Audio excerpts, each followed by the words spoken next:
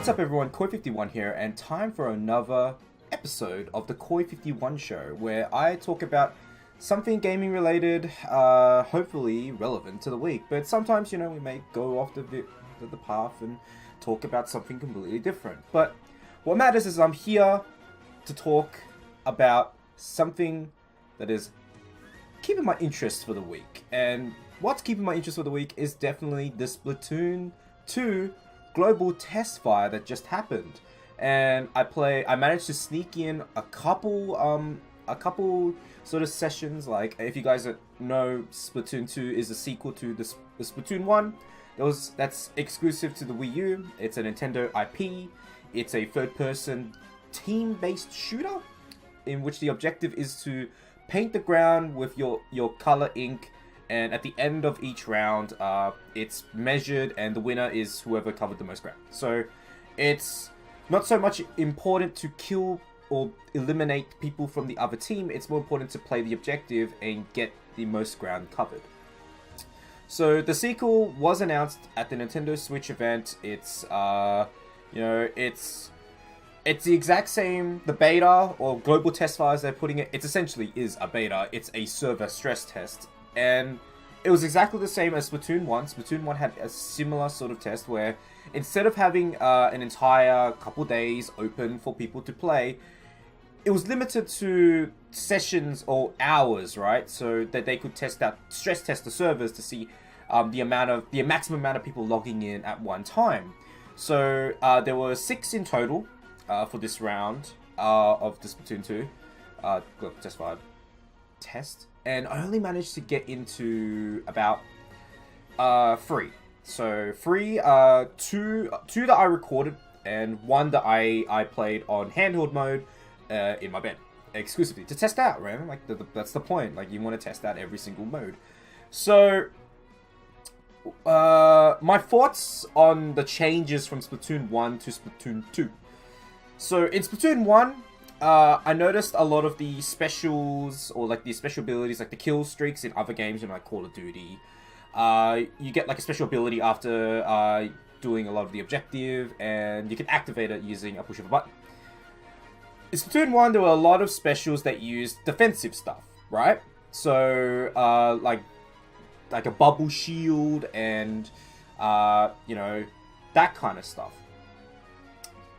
In a match situation, you'd have in Splatoon 1, the person who pops the shield is going to win. You're invulnerable. So the other it's dueling, you're dueling one-on-one against another player, even against a group of players.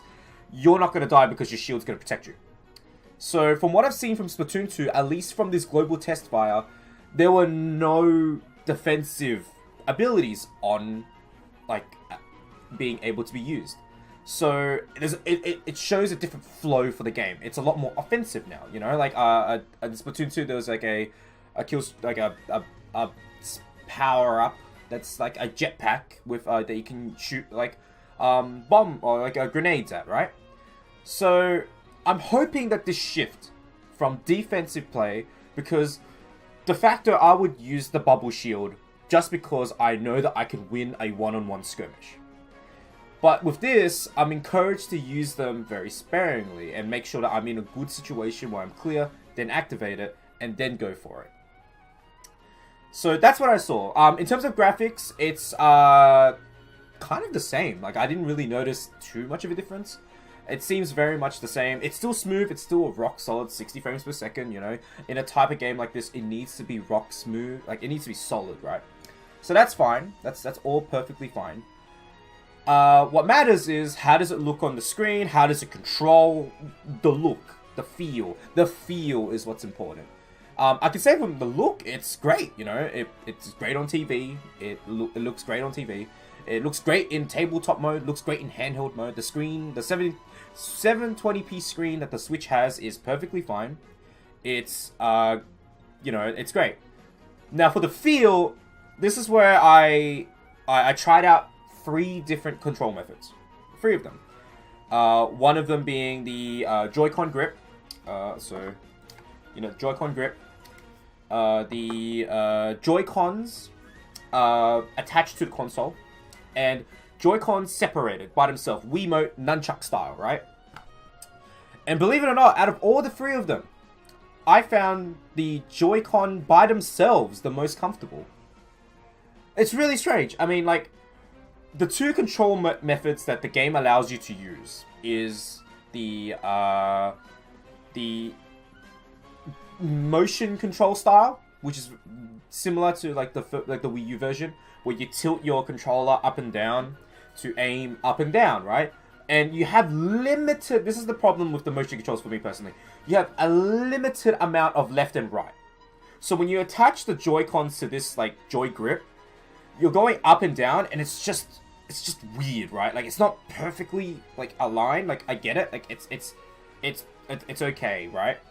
But the fact is, like, you're moving your whole controller around, and it gets really just weird. Like, I could not get used to it. Like, obviously, if I have the full game, I'm gonna play a lot more of it. This is only like 1 hour bursts, so obviously I did have a lot of time to really adjust to them. The only problem is, the motion controls on the Switch when they're together on the one unit is equally weird because you're moving your screen as well. So it's like a little bit, that's even more weird. But the motion controls actually worked with the Joy-Con separated. It's because you only have to move the right Joy-Con. So you can have your left hand and like, you can like, kind of like, just like, do this sort of thing. So it's not too bad. Like, it's not, you're not moving your entire hand when you're doing it. So, if I'm going to use motion controls, I'd probably do it without the Joy Grip. So, the second control method is definitely is the one that I went to, and obviously I'm the most comfortable with because I play a lot of it. It's the dual analog setup. So it's like any typical third-person shooter. You know, left stick to move, right stick to shoot. So, you know, I have no problems with that. Sensitivity options were actually good. Like there is sensitivity options. Yeah, I mean, in terms of controls, it's fine. It's just... certain control methods take a lot of getting used to. Some are just like, pick up and play, ready to go, let's go.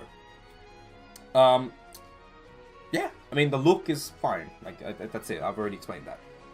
So, did Splatoon 2 have any problems for me? No, not really. When I got lucky, apparently from my sources between my friends... the 2 p.m. sessions, or in Australia it was 2 p.m. The mid session, right? The mid session was a bit jank, and then the night session was also jank. Fortunately, I've got a pretty good connection, like net. So I was playing wired when it was docked, and I was playing Wi-Fi when it was undocked, and I had zero problems. But that's because my net, I pay a lot for my net to make sure that it's up and running and it's perfectly fine. So if there was problems, I'd be really confused. But you know, I didn't have any problems.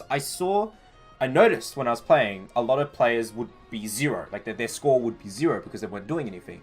Obviously, they were disconnected, and, you know, it's a stress test, you know, that you go into this. If you go into this thinking that it's going to be perfectly flawless, you are in for a mistake. You're in for some trouble, because obviously this is just to test out the servers. So, am I excited for Splatoon 2? Yes. Yes, definitely. It's more of Splatoon 1. It's a different pacing with the offensive stuff. Obviously, I don't know the nuances of every single, like, thing. But all the new stuff I've seen is interesting to me. It encourages aggressive play. It's fun. The music's great. The visuals are great. Yeah, day one buy for me. Definitely. It's just a lot of fun, you know? So, I'm hoping my hopes for Splatoon 2, the campaign's great. Obviously, they took, like, the campaign for 1's fine, but with all the fans, you know, saying, we want, like, a really good campaign, they're gonna deliver. They're gonna definitely focus on that. What I'm curious at is also the fact that, you know, there's not gonna be, when you're outside, you're not gonna be online all the time, right? It's gonna be a ad hoc machine. So, what are the modes that they're going to give fans who are going to be going to a mate's house that doesn't have internet or anything like that, you know, cave story, caveman sort of environment, whatever. But what are the modes between two switches? What are the modes between 1 to 2, or 1 to 2, 1 to 4, 1 to 8, right? Obviously LAN and stuff like that. We can, like, the system has shown, or at least has been explained, that it can link up 8 switches at the same time. So obviously 4v4 Splatoon matches are totally possible, which is pretty cool. I mean, if you can get a group set up, like, it's so much easier now instead of bringing a Wii U, bring a TV. Because Splatoon 1, you could not play Splatoon using the touch, the gamepad, right? Because you need it for your map. So, this helps out for LANs. I'm also very, very interested in the competitive scene. You know, like, Nintendo, you've hit it out of the park with Smash. You're gonna... I have high hopes for ARMS. Splatoon 2 is definitely gonna be could be your go-to shooter. It seems so easy to put it in. Slide it in. You know, it's great. Music's great. Visuals are great. So yeah, I mean, that's all I want to say about Splatoon 2 right now. Obviously, I'm waiting for the full release, but we don't have one yet. So, Nintendo, hurry up. Come on, give me a release. Anyway, hope you guys enjoyed this video. Leave a like, comment, and subscribe. And if you want to see more, comment below, and I'll keep making them. Obviously, I've been, haven't been uploading much, but let's hope I can change that and have some more fans. Anyway, hope you guys enjoyed the video. Peace, cheers, Khoi51 out, laters.